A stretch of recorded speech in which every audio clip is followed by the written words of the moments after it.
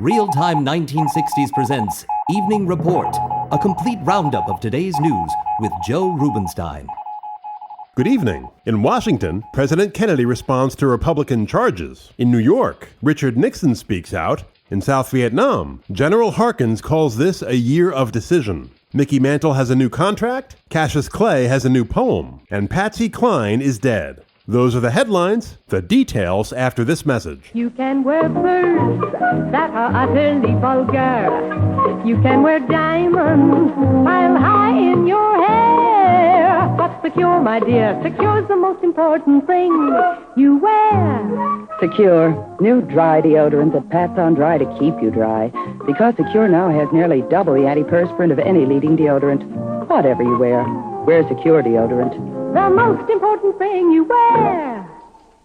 On the Jack Paar Show tonight, former Vice President Richard Nixon criticized President Kennedy for failing to provide air cover for the Cuban invaders in 1961. He advocated a complete quarantine of Cuba until all Soviet personnel have left the island, and he called for on-site inspections to verify that all offensive missiles have been removed. It was Mr. Nixon's first TV appearance since his defeat last November in California's gubernatorial election. Earlier today, Mr. Nixon listed 4 men he called top runners for next year's Republican presidential nomination: Arizona Senator Barry Goldwater and Governors Nelson Rockefeller of New York, George Romney of Michigan, and William Scranton of Pennsylvania. Mr. Nixon said any of these men could defeat President Kennedy in 1964 because Americans are disenchanted with the current administration. As reasons for this alleged disenchantment, Mr. Nixon listed, quote, the Cuba issue, the disarray of our alliances abroad, the fact that unemployment remains high, and the lack of enthusiastic support for the administration's tax program, unquote.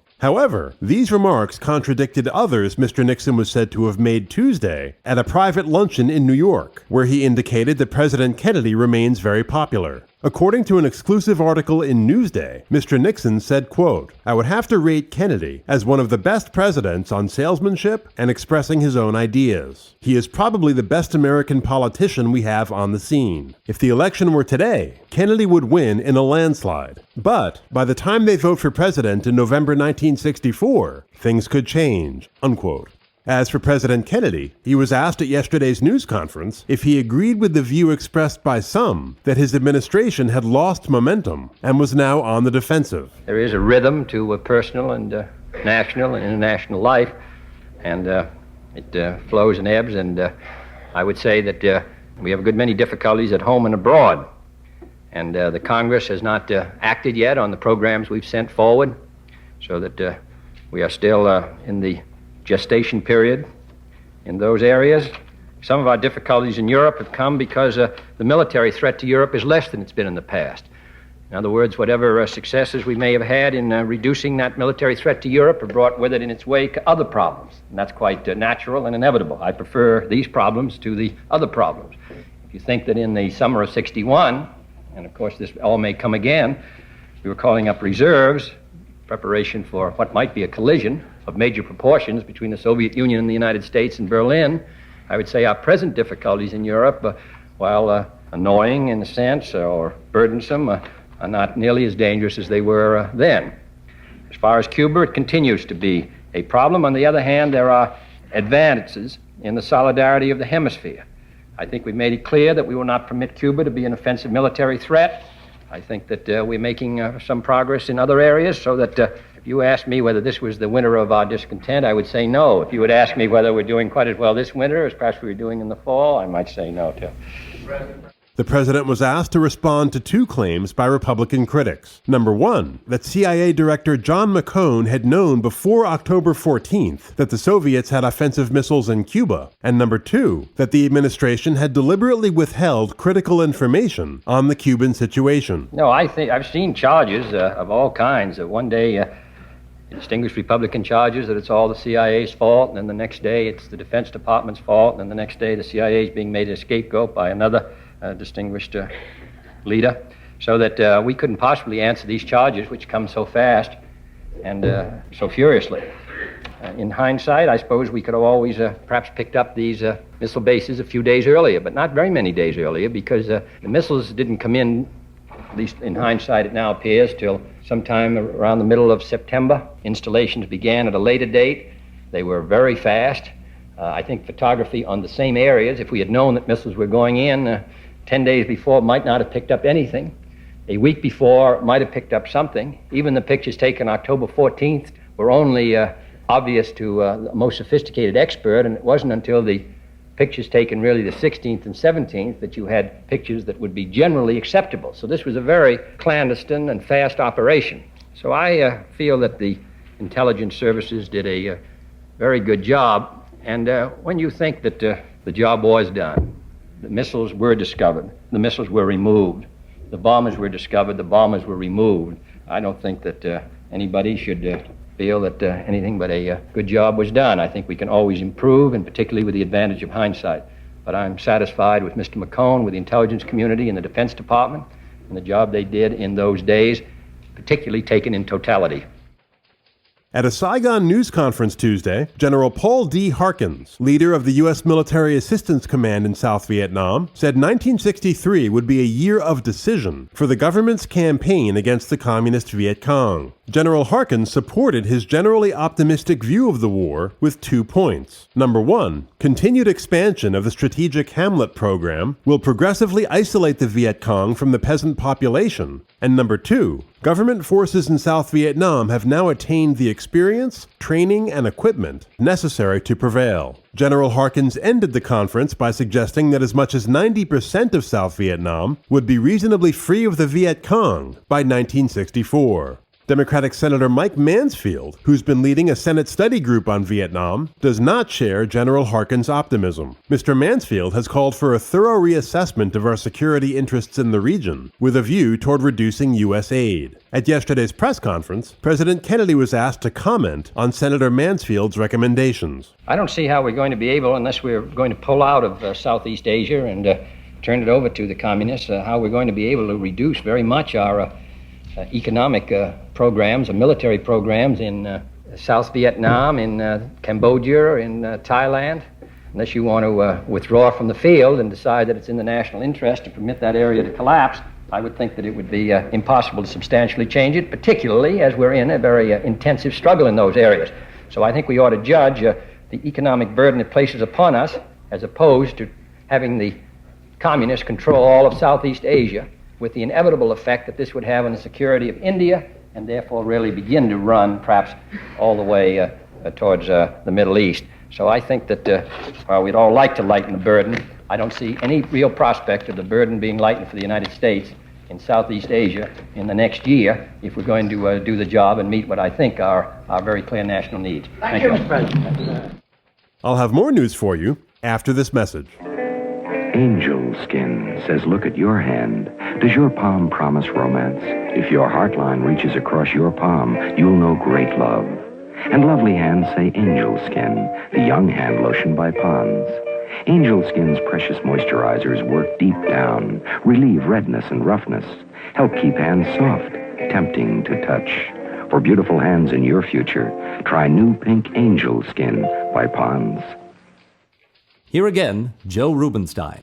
Country singers Patsy Cline, Hawkshaw Hawkins, and Cowboy Copus were found dead yesterday in the wreckage of a small plane that crashed near the Tennessee River. The Grand Ole Opry stars and Miss Cline's manager, Randy Hughes, who piloted the plane, were killed Tuesday night when Mr. Hughes apparently lost control of the plane while flying in low visibility conditions. The plane crashed into a wooded area 85 miles west of Nashville. The group was returning from Kansas City, where they had given a benefit performance for the family of Cactus Jack Paar, a disc jockey who had died in a car accident. The death toll in Tuesday night's crash could have been higher, as Bill Walker, another Opry star who sang at the Kansas City benefit, had planned to return to Nashville with his colleagues, but there wasn't room on the small craft, so he took a commercial flight instead. Miss Cline, who was judged Outstanding Female Vocalist of 1962 by leading publications in the country music field, got her start on Arthur Godfrey's TV program in the mid-50s and joined the Opry in 1960. Two of her biggest hits were I Fall to Pieces and Walking After Midnight. Miss Cline was 30 years old. In the Rose Garden of the White House today, President Kennedy welcomed a group of 40 high school students from as many countries. The students were delegates to the 17th Annual New York Herald Tribune Youth Forum, a series of lectures and meetings where students discuss major world problems and propose solutions. We're delighted to have you. We appreciate your coming to examine this country. I know that you find what you might regard as an American type, but if you realize that this country has been made by people from your own countries who came here within the short space of 200 years. We are a combination of all of the streams which have passed through all the countries of the world, and the people who came here were, I think, among the most adventuresome. I think our task is to maintain that sense of vitality and vigor which helped build this country. In addition, I think that I hope you'll examine our political structure, which is not perhaps the most efficient in the world, and indeed was developed in a sense to be inefficient in order to protect the rights of the individual. Winston Churchill once said, democracy is the worst form of government, except for all the other systems that have been tried. It is among the most difficult. We're glad you're here to take a long look at us. I hope when you go back home that you will have some pleasant memories of the United States and say on occasions a few kind words on our behalf. Thank you. Thank you. A Secret Service agent and a White House policeman were pressed into service to relieve the president of the many gifts the students gave him. The president sent his personal assistant, David Powers, into his office so he could reciprocate. The young ladies received pens bearing his name, and the men tie clasps in the form of Mr. Kennedy's World War II Naval Command, PT-109. The Academy of Motion Picture Arts and Sciences has released a list of candidates for its 35th annual awards. The winners will be announced April 8th at a ceremony hosted by Frank Sinatra at the Santa Monica Civic Auditorium. Lawrence of Arabia received the most nominations with 10, and the runner-up was To Kill a Mockingbird with 8. Both films were nominated for Best Picture, and both lead actors, Peter O'Toole and Gregory Peck, received nominations as well. Harper Lee, author of To Kill a Mockingbird, the novel upon which Horton Foote's Oscar-nominated screenplay is based, served as unofficial coach for Mr. Peck as he developed his Southern accent. Mr. Peck brought a tape recorder to Monroeville, Alabama, Miss Lee's hometown, and then asked her to read a dozen pages of her novel into a microphone. Mr. Peck said, quote, "There are many different Southern accents, and I wanted to study only the Alabama version. Getting Harper Lee to speak the dialogue from her novel seemed to be the most ideal textbook I could get," unquote. In other literary news, Cassius Clay took part in a poetry competition today at the Bitter End Coffee House in Greenwich Village. The winner by unanimous decision was Clay, who delivered the verdict himself. His vanquished competitors, a man and 2 women, then surrounded the number 2 ranked heavyweight and applauded. Clay, who in addition to numerous poems has authored 14 knockouts in capturing 17 straight bouts, expects another triumph at a different venue next Wednesday night when he takes on Doug Jones at Madison Square Garden.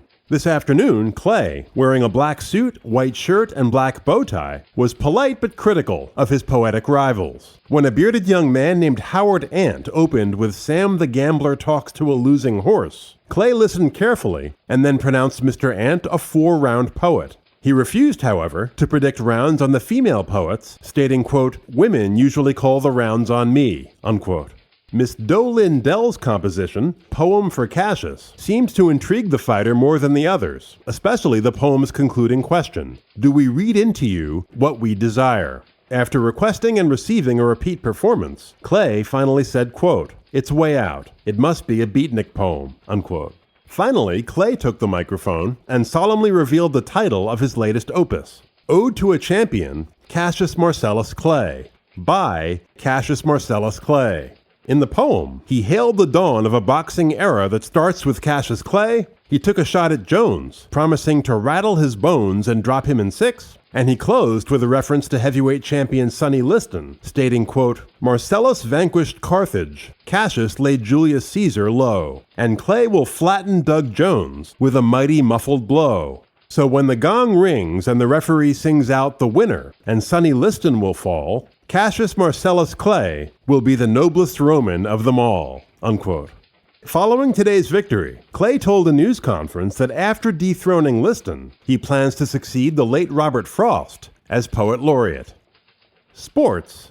right after this. Spills, spots, grease can make cleaning a dirty oven seem too big a job. But not when you clean it regularly with Easy Off Oven Cleaner. To confirm this, Good Housekeeping Institute experts spread Easy Off on grimy oven walls. Let it set, then wiped grease and grime right off. Now, to make it even easier, you can keep ahead of the job. Let Easy Off remove grease before it bakes on. Use Easy Off regularly as the experts do. Get Easy Off. Boston Celtics star Bob Cousy made his farewell appearance in Detroit tonight and helped his team to a 115-104 victory over the Pistons. With that triumph, Boston's magic number became 4, as the Celtics need just a combination of 4 Boston wins and Laker defeats to clinch first place in the NBA. It would be the 7th consecutive first-place season for the Celtics, who have 5 games remaining on their regular season schedule. Following tonight's contest, Cousy, who made his NBA debut in November of 1950, was asked to name the top thrill of his career. He finally settled on the Celtics' first championship in 1957, adding, quote, "You can always remember things when they happen for the first time. We waited 7 long years for that first one, and if I were given one more wish, I'd like to go out with a championship team. It's not something I would sulk over if I didn't, but I would like to go out with a winner," unquote. With over 1,000 games behind him and 5 championships, the last 4 consecutive, Cousy will retire at the end of the season to become head coach at Boston College. And finally tonight, Mickey Mantle will make an even $100,000 in 1963, a pay raise of $15,000. The only other current player making $100,000 is Willie Mays, and the only players prior to Mantle and Mays who did so were Ted Williams, Stan Musial, and Joe DiMaggio. A former teammate of both Mantle's and DiMaggio's is Ralph Houck, who has now managed the Yankees to 2 championships in as many seasons. This week, Houck was asked for his views on Mickey Mantle as a player. He's not only great for his ability, but he's great for what he means to our ball club. He's a fellow that the other players, I think, look up to, and of course, especially here in the spring, I get quite a kick out of watching the young ball players. The minute Mickey gets here, they just start looking at him, and his tremendous power with the bat and switch hitting and his ability to do all the things well make him what he is. And yet, to me, Mickey is still what you might say a country boy from Oklahoma. He's just got that thing about him that young players like, without a doubt. I mean, I can remember when I first joined the Yankees and I first saw DiMaggio and fellows like Keller and Henrik and those. It's something that young players just gives them a little bit added spirit, along with the fact that he is a great ball player with all the abilities he has. The Yankee skipper was asked to assess his ball club heading into the 1963 season. I think that the 63 Yankees will be stronger than they were last year. I think it's actually quite obvious. Of course, you can never foresee what might happen, like injuries, sore arms, and different things that happen that changes a ball club. But in the case of the Yankees for the coming year, I think the fact that Kubek will be here from the start of the season, in my opinion, he's probably the best shortstop, at least in the American League, I'm sure. And having Tresh available for outfield duty, I think he proved himself as a major leaguer last year. It's going to give us that much more strength from the start, plus Linz, who was an unknown quality, who did a fine job in utility. Well, we've got all that going in. We've got a young infield and a young outfield with power and good defense. I mean, Boyer and Richardson speak for themselves. And now the addition of Williams, who we got for Skowron. Of course, we hated to lose Skowron, who's been a great Yankee and a wonderful fella, and everyone on the ball club liked him, including myself. We felt, though, if we got another added starter like a Williams, it would make us that much stronger. We didn't make that deal without thinking that we certainly had first base covered. Pepitone, of course, is a very young ball player. He's got tremendous power. He's a good left-hand hitter. He can run and throw and field. And we think he's got the makings of one, and it's known that we've got fellows like Howard and Blanchard and Berra, and of course, they're our catching staff. A record 957 Major League games will be telecast this year. The Mets and Yankees will have the most regular season games on TV, the Mets with 128, the Yankees 127. The Milwaukee Braves will have 5 home games on TV for the first time, while the American League's Los Angeles Angels and 5 National League teams will not televise any home games. The 5 National League teams are the Dodgers, Giants, Cardinals, Pirates, and the Houston Colt 45s. And that, for this evening, completes our look at the latest news on this Thursday, March 7th, 1963. Thank you for joining us, and have a great day tomorrow. This has been your Evening Report, a roundup of the latest news with Joe Rubenstein.